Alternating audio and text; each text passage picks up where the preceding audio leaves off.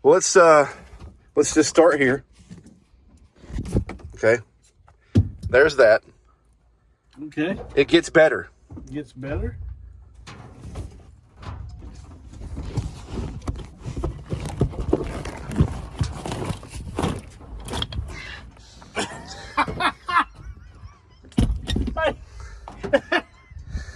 Are you kidding me right now? There's a pipe. Who covers up a pipe wrench under the carpet? How do you not see that? It was trying to balance the weight out. That way the passenger side was weighing as much as the driver's side.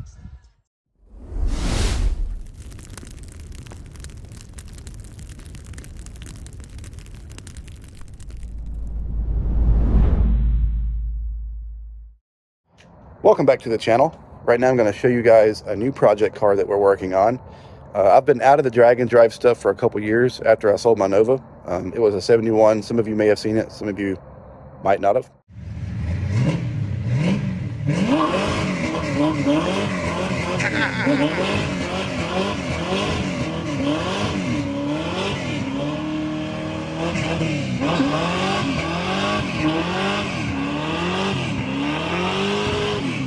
Oh, speed bump, speed bump. That is how you celebrate reaching the final checkpoint of day one. So yeah, I sold that car when I started building my green 57 hardtop because I needed the money to put that car together because I wanted the 57 instead. I felt like it was a cooler car. So I sold that, sunk all that money into that car, got it on the road, and I haven't been drag racing ever since, and I've missed it very bad. So I wanted something light. I wanted pretty much a proven race car that does well. And yes, I know you see them everywhere, but this is my first one, and it's right here. It's a little 91 coupe. It's my first Mustang, and I know, let the hate commence because I'm putting an LS in it. It's already done some drag racing in its day. It's got a built rear axle 8.8 underneath it. Got some drag radials on it. It's already been converted to manual windows. It's got aluminum door panels in it. I think the dash has been gutted. I don't think there's anything behind the dash. I could be wrong. So, but it's a great start to a future drag car. So the engine and trans combo will be an all aluminum, low mile 5.3 that I have sitting here. I've actually got two of them. They're identical. We're going to do some head studs, head gaskets, cam, valve springs. We're going to do a few things to it before we put it in here. And it's going to be backed by a power glide transmission. And then we're going to bolt a Pro Charger to the front of it. All right, we got to do some engine shuffling today. We got two all aluminum 5.3s sitting here. One of them is going in my Mustang project that we're about to get started on. And the other one is going in Brandon's 57. So we're going to dig these out, rip off all the stuff that we don't need. I know I got to change the oil pan on this one here. I think it's coming out of like an Envoy or something. I'm not really sure, but it's got the most funky oil pan I've ever seen on an LS motor.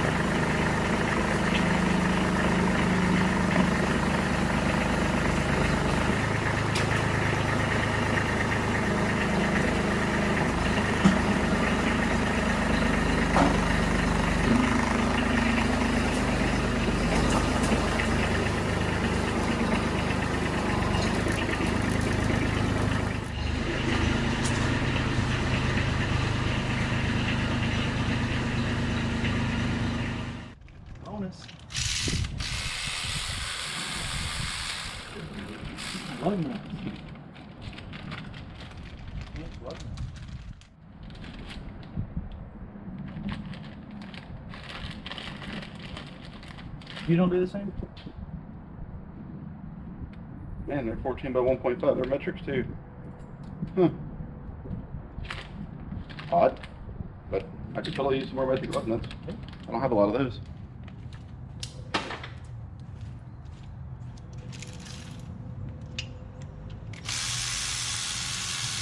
Oil pan's been off this. It's got silicone in it.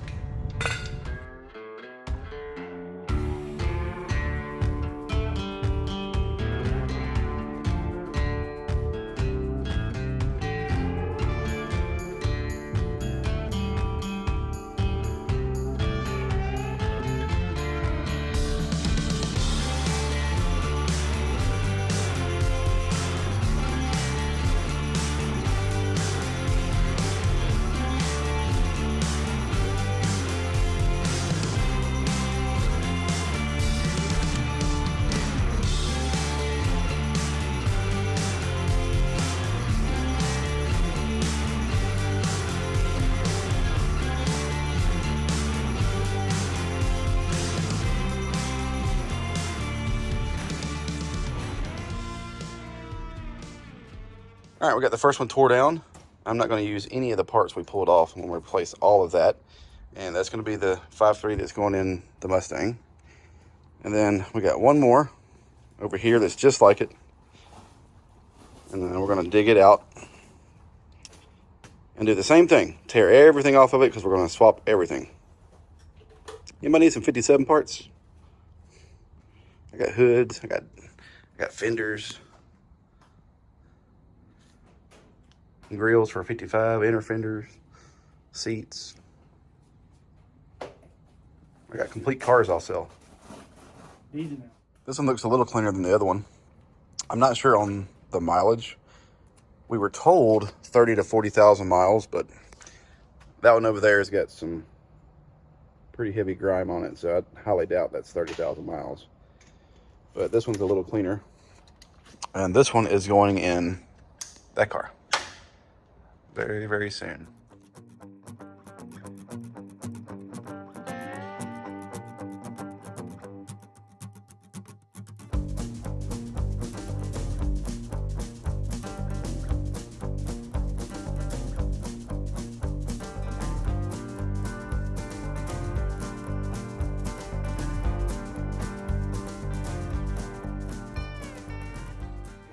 Nick from Fluidampr here. Came all the way down from New York, and he's going to talk about all these cool dampers here and how they're made. And he just pulled out the one that's going on that motor over there, and good Lord, it is a thing of beauty. So I cannot wait to put this on. We're actually going to put this on today, right? Yeah. Sweet. So that's your Camaro, and this would be your truck or 5th gen Camaro, LS3 style spacing there. One thing I did want to mention as you pulled out, so every damper you get, there's instructions in here. It's very important to read them because you cannot balance an engine with one of our dampers on it, and that is because your engine balancing procedure does not create any torsional vibration. So the inertia ring inside does not get excited, and it will not center unless there's torsional vibration present. And when it does, like as soon as your engine fires up, there's torsional vibration present, Right. So it centers instantly. Oh wow. But on a balancing machine, it doesn't create any torsional vibration, so you can't use that. So a lot of guys, if it's an internally balanced engine, which 95% of the market now is, they'll just use a regular weight. Yeah. Or use just your OE Swap damper out, sir. and then swap it out. Okay. But also in the instructions, you get a Fluidampr sticker and then your SFI sticker. Okay. So this card, save it in your wallet, in your glove box, somewhere safe. When you go to the tracks and they require an SFI, you'll need this. And each one, that number is specific and it is engraved onto each damper. Man. So each card is specific for each damper. So you can't call us up and say, hey, I need a card for this damper, this number. Like those are printed and come from SFI. Yeah. We have to buy them in and then put them on each one. All right, so what we got here, we got the Corvette spacing. Yep. Camaro Fiber GTO. And then you got your truck spacing here. Yep. So yeah, you can see the difference. Like, And you can use them. So say you have a 5.3 that you pull out of a junkyard and you're in a hot rod it, but you're changing the front end to Corvette spacing because you have no space. right? You can, they're all interchangeable. Yeah. So, and it's the same base block from the it was the 4.8, 5.3, 6.0, 6.2. They're all the same. Yeah. It doesn't matter what you have done to it internally, externally, turbo, supercharger, anything like that. The only thing we definitely 100% recommend is pinning the damper. So it'd be getting a pin kit from it. Unfortunately, we do not have one available, but that would be highly recommended. Yeah. We just put a Corvette style damper on the Fairmont that we just used for fast road fitting in, Okay. and we had to pin it. Yeah. So that's the first time I've ever done that because we actually put a roots blower on it, which had one of these big old pulleys here. So we were kind of paranoid about that, so we pinned that. So, and it was easy to do. Yeah. So The best kit is the one that you drill straight in. Yeah. And it's like a half moon on both sides. I know like a lot. There's a guy out of Kentucky that has the 5th gen Camaro, and he's running this damper, and he did a double pin top Yep. and bottom, 180 out. Yep. and he's running on like pump gas, like 980 horse, and then he said when he wicks it up, it's over 11. So I said, 100% you got to pin it. It will spin even if you have, because your bolt is your really, besides the press fit, your bolt is your only piece of security there. All right, so school me on this. I've always heard, and I've always believed this to be true, but the factory balancer bolt in an LS engine is torque to yield. So basically it's a one-time use bolt. You're not supposed to reuse it, although people do, but that's usually a bad idea, right? Yeah. Most bolts these days, especially on them, are torque to yield, one-time use bolts. We always recommend replacing them with OE at the bare minimum or performance fasteners such as ARP, right?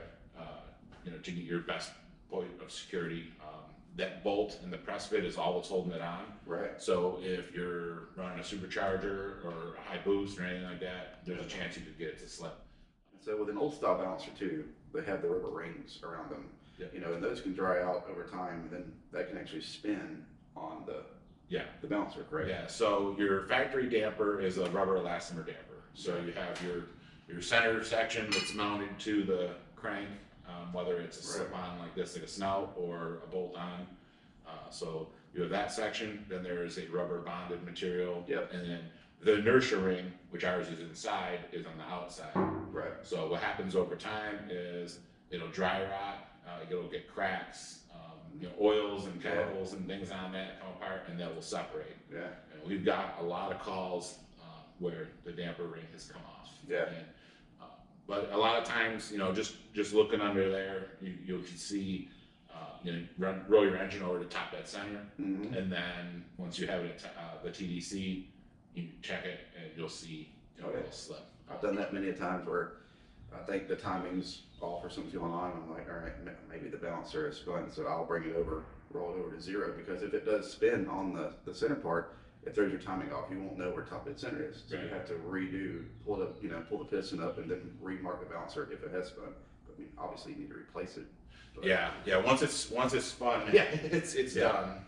But and the thing with your factory balancer is, so from the OE, the manufacturer, they pick the highest peaks that engine is making torsional vibration, and they target them peaks. So that damper is only targeting like the highest, most harsh peak, and then maybe a plus or minus like 50 hertz range. So it's a narrow band range. So you're only getting that little bit of protection. As soon as you start changing components, that changes the natural frequency. Something as silly as your intake, exhaust, hot spark plug, something like that. So that will actually change the natural frequency. So now your damper is working even harder. So you have all those components working against you, but whereas our damper is always tuning in real time. So it's always combating the harsh vibrations. And what it does, it turns it into heat, and then that's just dissipated out of the front cover. So the damper will run hotter than your ambient air in the engine. Never thought about any of that. So that's crazy. There is a ton of science on a part that's not like, I always say, listen, it's not the coolest part. It's not turbos, superchargers, big injectors, something like that. But damn, is it important? It is extremely important. Yeah. It's what basically protects your engine. Yeah. It's you're the first and last line of defense to keep that thing, happy. We get tons of people that call up and say, I'm running an XYZ damper right now. I have nothing but problems. Will your damper fix that? Especially if somebody has like a bad balance procedure. So there's a common misconception with balancer and damper. And those names are intertwined and used all together. And we have a prime example right there next to you. That would be considered a balancer because that is an externally balanced damper. So that has the counterweight. Okay, so I've been calling both. So I mean, it's one of those names that it gets used either way. So technically, this has no counterweight. It's just all one piece. Okay. So this was just a damper. Gotcha. Just the damper, and it has nothing to do with balancing. So whereas this has a weight. Yeah, it has your counterweight. So that half moon is the counterweight, and that's set from the GM deal. And so because the 454s and that have they have a counterweight on the rear and the front because they couldn't get it all inside of it. You can convert it to internally balanced now, and you can use a damper it'd be the exact same damper, just a different hub, and it wouldn't have that half moon in there. Yeah. So it would be a neutral balance. Right. So that technically is a damper balancer together. Combo. Yeah, so like out here is your damper, but the balancing part is on the backside. Right. But these have nothing to do with actual balance. Right. Whereas that one does. Yeah. This one here, this one is going on the 454 that's in the 57 behind me. So I had to swap this because it's going to get a big old loop blower. So I had to have something that way. This would bolt to, and then we could bolt this to. So that's the combo for the 57 right there. So, Yeah, that's gonna be a sweet piece. yeah, I can't wait. I can't wait. So the quality is just They go through Right up. a ton of inspections before they leave our building, so that when you get it to your door, you're gonna be happy, never have a problem, it'll be perfect and good to go. Yeah, there's, human error, something can happen, sure, it's gonna happen, but we do our best. We have a less than 0.1 return, 0.001 return rate, like super low. yeah. And generally when they send it back, it's Right, because they ordered it wrong. that or installation error Oh, yeah. or something like that. Yeah, That's usually didn't read the what it is. instructions. Yeah. Something dumb. And then just obviously getting it as centered as possible.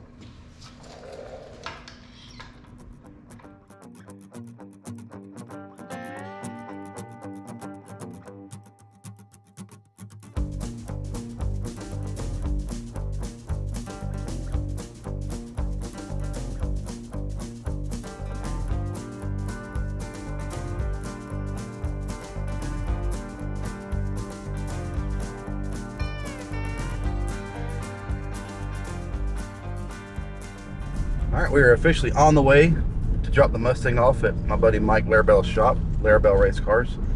And he's going to put an 850 cage in it and do a couple other things to it. So as soon as him and I drop the car off, we're going to have a guys weekend. We're going to go straight down to Biloxi to the beach and spend like 3 or 4 days, do some fishing, and then just relax. Just do absolutely nothing. So I'm looking forward to that. What do you think? Yeah? You excited? Yeah. All right. So next time you see this, we'll be unloading this at my buddy Mike's shop. Then we'll go over with him what he plans on doing to the car and what materials he's going to use and all that good stuff. So all good? Yeah. Sweet. All right, we're at the world famous Buc-ee's, fueling up.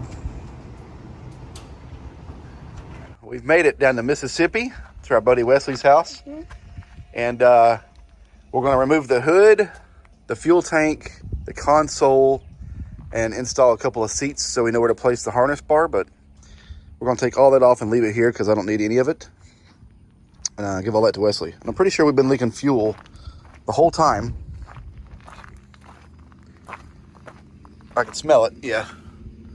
So this thing needs a bath.